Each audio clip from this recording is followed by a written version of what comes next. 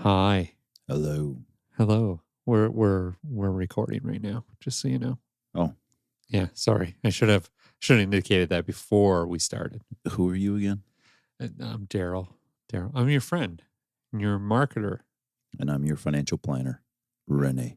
Got that right. Welcome, everyone. How's it going? Awesome. How are you? I'm all right. You?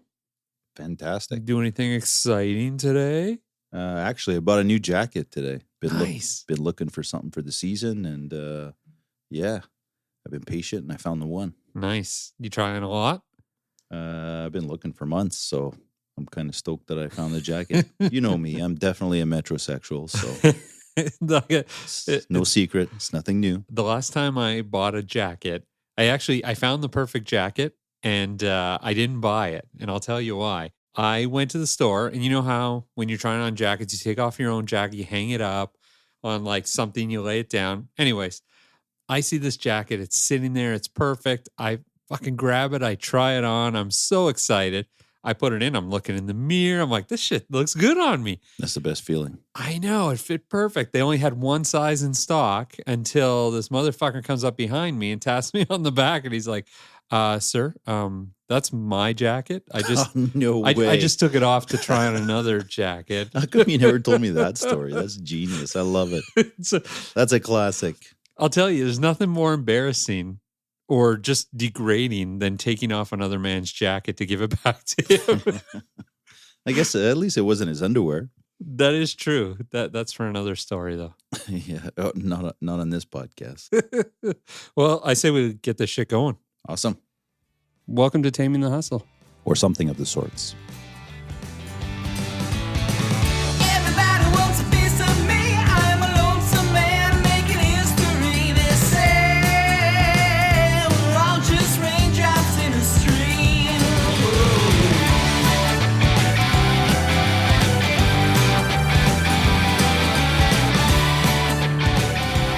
Hey, so welcome back to another episode of Taming the Hustle.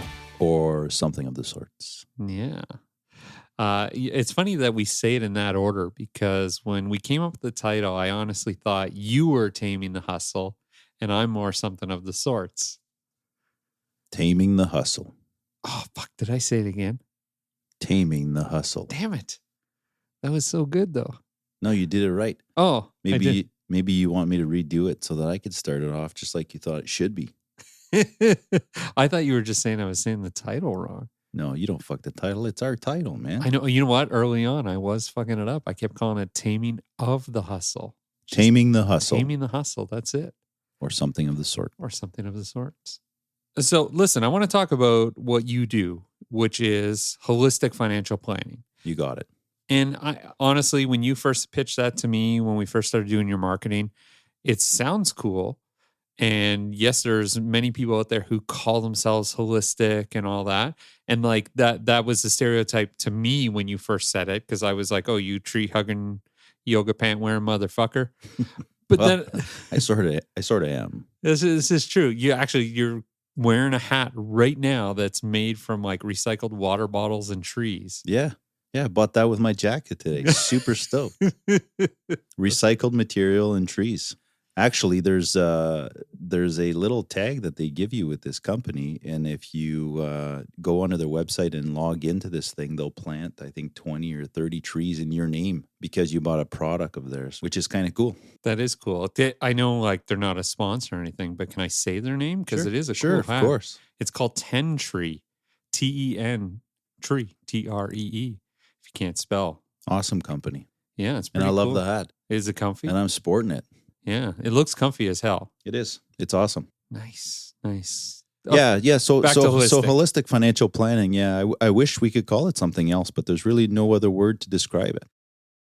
So when we look at holistic financial planning, we look at it as silos, a little bit like the healthcare system in Canada. It's not a secret that there's a flaw in the system, that sometimes parties involved are not communicating. And that was sort of happening with the clients that we recognized a number of years ago in working particularly with business owners that have complicated corporate structure, and they own their businesses, and they're working with a tax accountant, they're working with, their lawyer to draft up wills and legal documents, shareholder agreements. And no one was really communicating to ensure the ultimate outcome of the client. The financial planner. It's like a football team. Yeah. We call ourselves the quarterback, right? So what would happen is no one would really communicate. So then whoever's looking after the client's investments could potentially be harming what the tax accountant strategy was, right? Where to hold the investment, what type of investments to hold, and how is that going to be taxed, and what are the short-term and long-term repercussions to that? Is the lawyer drafting up a primary or secondary will properly if, there's certain strategies in place at the corporate level and personal level? Like it just, so not communicating could really have the client derailed of really trying to accomplish what they're trying to accomplish financially and possibly getting into some trouble. So for us to just be the quarterback and ensure that everyone's communicating, that we're all bringing our A game, that we're all working in the best interest of the client and all looking for the ultimate outcome, then you have this holistic financial plan that is put in place that everyone agrees on, and you're ensuring that that client is well looked after. And that's what we do. Well, first off, I have to talk about the elephant in the room with that. Is that you had said you kind of, if you can compare it to the healthcare system, to be honest, like the healthcare system, like a bad financial planner is like a colonoscopy. So it's trust me, I've went to the bank before, and boy, it was like 3 colonoscopies at once. Yeah, I hope you never compare me to that. But seriously though, I feel like financial planning might have been easier in the 80s and earlier. Because right now, like what you just said with lawyers and accountants and all these people, with so much going on, there is no way the accountant has time to call the lawyer, to call this person, to call that person.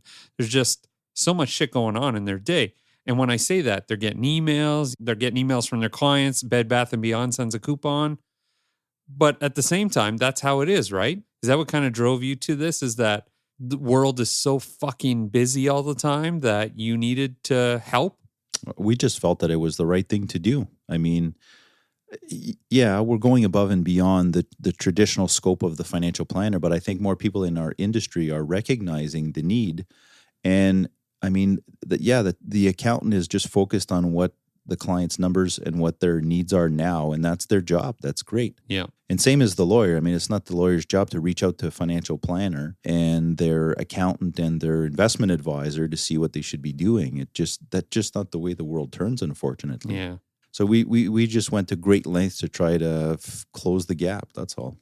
Being ethical. Exactly. Which leads me to something, but I'll tell you when we get back. Bye. When I called René, I knew my future would be prosperous. What's with the British accent? Rich people have accents. I figured by the time that I retire, I'll have an accent too. Call René of St. Cyr Associates. And we're back. We're ethically back. Ethically back. So that does lead me to, that was my segue. You said ethical, or I said ethical to you. We came back. It's great. Smart. And I am going to talk about some ethical marketing. Because I think, I don't think, I completely know that you were an influence on how I run my business. Nice.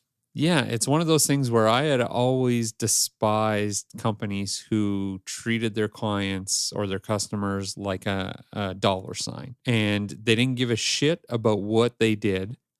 As soon as they buy their product and they leave the store, they don't care if they get hit by a bus, as long as they bought that product. And so that kind of led me to helping small businesses that are actually like care about their clients, and even big businesses that care about their clients. That's where our bread and butter was. And so we started to look at ethical marketing, and we preach that to our clients. And that's in the first meeting of a potential client with us. We're interviewing them just as much as they're interviewing us. And if they say something that goes off the rails for us, I'm like, we can't work together. Here's a list of companies I think you should look at. If we all shared those same values and ran our businesses that way, the world would be a better place. Well, exactly. And it like ethical marketing is basically marketing that benefits the customer, right? But also benefits socially and environmentally responsible things. And I always tell people it's the human factor. I use that term. I feel like I should trademark that term. Is there, if there's a trademark lawyer listening, I'd like to trademark human factor. Mark. But no, seriously, it's No, like, seriously. So you're talking about the human factor? Is that what you called it? yeah, the human factor. Yeah. So you're talking and preaching ethical and humanizing yourself when you did nothing but fucking roast me for an hour at my wedding while you were MC and doing your little stand-up skit. But see, stand-up, Fucker. it was ethical stand-up because that's what I claimed it to be. So it's all good as All long as right. you say it. I'm But not buying it. you know what? Ethical marketing, just like my roast to you, it wasn't really it's not a strategy. I pitch this to clients all the time, and the first words out of their mouth sometimes is it's oh, great strategy. And boy, it fucking irks me because I'm like, it is not a strategy, it's a philosophy. Yeah, it's part of your values. Yeah, if you don't believe in it, then fuck off because it's not going to work. Given what we know about humans in the world, everybody likes to be treated well. Everyone wants to know that they can make a difference, whether it's you're giving a toonie at the grocery store for the food bank, or you're planting trees, or you're building houses, or whatever the hell you're doing, or you're like Elon Musk and giving millions of dollars away to charities. Everyone wants to feel that, right? And It's like Mr. Deeds carrying the little old man across the street. Exactly. He Thanks, Deeds. Exactly. He's waiting for that thanks. And it's not that you need that thanks. It's just one of those things with marketing is you're telling people what they want. That's it. That's what marketing is supposed to be. You're telling them what they want, what they need, and you are the person to give it to them. And if you are not ethical about the whole thing, if you know this is going to harm people, if you know this is going to harm other businesses, animals, children, whatever the hell it is, why are you putting that out there? It's a shame that the world turns that way, but It is. unfortunately, that's the way it goes. Let's change that one client at a time. I definitely agree. Speaking of changing, I'm going to go change my pants. I'm not very comfortable. I'm just kidding. I'm just kidding. In fact, we're just going to take a break and I'll either come back with the same pants or different pants. Stay tuned to find out. Ciao. Could I do a cottage in Muskoka? Sure, What about snowbirding in Mexico? you could. A nudist colony en France? Heck, why not? No matter your retirement vision, we can help you get there with no judgment. Hashtag call René of St. Cyr and Associates. Hey, welcome back. You got the same pants on. I do have the same pants on. Thank you for that. I didn't think I'd change. It was only a 15-second ad, so It wouldn't be ethical. no, it would be ethical. Listen, I want to talk about your tagline. Yes. You have a tagline, which I have to say was creatively created. Yeah. That's well put, man. I don't want to say the tagline. I want your voice to say it. That's what we do in radio ads. So Live well today while planning to live well tomorrow. Hashtag call René. nice. That's Yeah. awesome. Getting good at that one. That is good. But no, I want to talk about the live well part today and planning to live well tomorrow, but just live well in general. You came to us with that idea and we molded it into a tagline. That speaks volume to me, man. Like I wake up in the morning thinking, live well today while planning to live well tomorrow. Like it's so genius because it's a one-liner that totally describes what we do and what we stand for and why we're in business. Like we have a sense of purpose. Yeah, you know what? We're in business to make money because everyone needs to pay the bills, but our purpose is not to make money. Our purpose is to help people live well today while planning to live well tomorrow. And we're trying to have a work culture in our team. And I think that we've molded that really, really well into their own core values. And it's so fucking exciting to live well today while planning to live well tomorrow. I could talk about this all day, but I'm going to give you like a really quick Coles note of what, and it's so powerful what we did together because that was like a collective piece of genius that we put together, and that's going to live forever in my mind. I love that tagline, and I'm forever grateful because, man, like almost every day I'll either hear that on the radio or I'll see it when I'm following up on our social media platforms, or fuck, I'll be sitting on my desk and just rhyming it off. Live well today while planning to live well tomorrow. It just doesn't get old. And it's so much more than finances. Now, before you continue to talk about it, I want to say that for everyone listening, you can't see Renee's face, but I swear to fucking God, it's like when he says that tagline and he starts to talk about it, it's like Christmas. It's like Santa just came, put a GT snow racer under the tree. Oh, totally. I'm passionate about this. Oh, Like, yeah. big You get time. giddy. I do. I just got goosebumps, and I'm not shitting you. It's genius. It's like you put a tagline, you put one sentence together that totally describes us, and it just never going to get old for me because it's who we are. Like, live well today while planning to live well tomorrow is like on so many levels. It's not just financial. No. So what we try to portray and to show and share with our clients is our love for healthy living, right? For physical activity, for adventure, for keeping your mind, for keeping your head on straight and making sure your mind and body is sound. The nutrition piece of things, like, I'm a total foodie, but it's so much deeper than that, right? Yeah. Because if you have a good, healthy, balanced diet, you feel better. You have less ailments. Yep. You're more active. You have more energy. You stay younger longer. Like, I want to be like my dad at 77, who's freaking chopping wood, who's playing with the grandkids, who's freaking on his hands and knees with my little friggin' French bulldog. Your sense of adventure, getting back to that one, is like, if someone has a love for travel, or someone just wants to fish and loves fishing, like I love to travel and I love to deep sea fish. You put me out on a boat trying to catch a mahi-mahi or a tuna or a marlin, is like, oh man. So live well today while planning to live well tomorrow is a balance between doing it now, like finances, for example, is, plan for that family trip, because if cancer hits or you're in an accident or something, things could change. You get divorced, right? Life changes and life throws you curveballs. So you have to live for the moment. But at the same time, the bulk of us make it to retirement, to paying off our mortgages, to selling our business and reaping the fruit of our labor, is that, we can't just live for the moment. So life is about balance. And I often tell my clients that, and we've talked about this before, is everyone has that fine line where it's like, some people are obsessed with living well today and don't plan for later. And some people forget about today and they forfeit the joy and what life can bring us now just to plan for the future. So we have to find, and we sometimes coach our clients into finding and determining what that line is, so that we could then start the planning process to say, how the fuck we make this happen? How do we allow you to live well today financially while planning to make sure that your future is secure financially? And then again, everything else that encompasses that, which is physical and mental wellness, which is, having a hobby and a joy for life and adventure. Like I said, whether it's cooking, whether it's travel, whether it's, just spending time with family at a campsite, like who cares? But if you're aware of it and you live by those, it's so simple to me.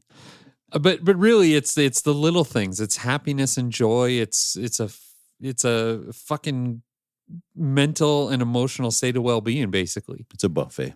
Me and my wife, we're not all live well today while planning to live well tomorrow individually, but that's what makes it so great. Is I'm definitely the live well today, building a theater in my house. She's definitely the live well tomorrow by saying, okay, don't build the theater. Yeah. Or unplug the toaster after you use it.